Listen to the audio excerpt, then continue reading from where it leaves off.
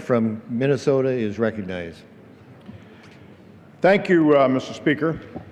I rise today in strong support of H.R. 83, the Omnibus Appropriations Bill for 2015, and yield myself such time as I may consume. Mr. Speaker, I want to commend the members of the House Appropriations Committee, all of them, especially the committee's distinguished chairman, Hal Rogers, for their hard work in writing a responsible proposal that will fund our national priorities and prevent a government shutdown. I am also pleased that the bill includes critical reforms that will help our country avert a looming pension crisis. Today, Mr. Speaker, roughly 10 million Americans participate in a multi-employer pension plan, men and women who have moved and continue to move our country forward, builders, truck drivers, carpenters, electricians, and store clerks, to name a few. These people worked hard and earned the promise that a pension would provide financial security in retirement. Yet for many, that promise is now in jeopardy. Pension plans are on the brink of bankruptcy. Employers, workers, and retirees are stretched thin, and a federal insurance agency is on the path to insolvency. The multi-employer pension system is a ticking time bomb. When the bomb goes off, businesses will close their doors, workers will be laid off, taxpayers will be on the hook for a multi-billion-dollar bailout, and retirees will have their benefits cut or wiped out entirely. A crisis is staring us in the face, and the question we have to answer is, will we act? Will we do what's right and necessary to help fix this problem, or will we simply kick the can down the road? I believe we have a public duty and a moral responsibility to act. My Democratic colleague, George Miller, and I have worked hard to craft a bipartisan legislative response to this looming disaster. With the help of our friend, Dr. Phil Rowe, and the work of many employers and union leaders, we've reached agreement on a series of reforms that offer the best chance we have to protect taxpayers, working families, and retirees.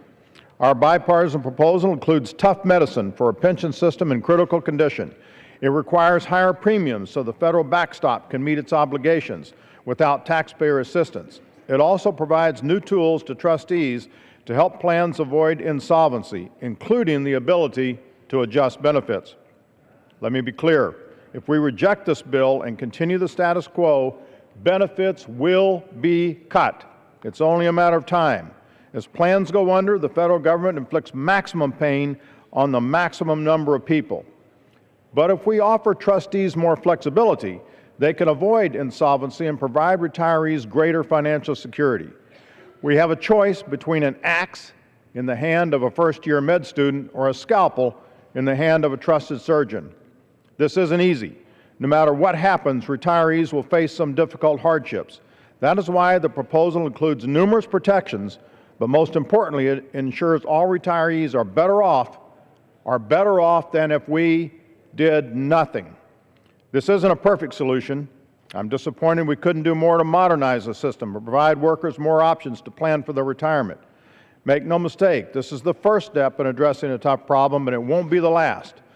Despite its shortcomings, this is a strong proposal that deserves our support. We cannot let this opportunity pass by. This problem will be harder to solve after the bomb goes off.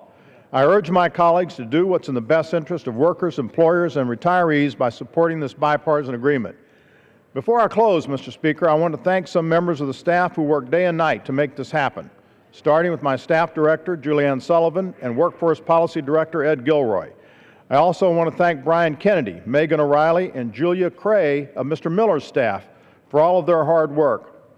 And last, but certainly not least, I'd like to offer my deep appreciation to a trusted member of my team, Andy Banducci. Andy has poured more time and energy into this effort than anyone else, and he's earned the right to a good night's sleep.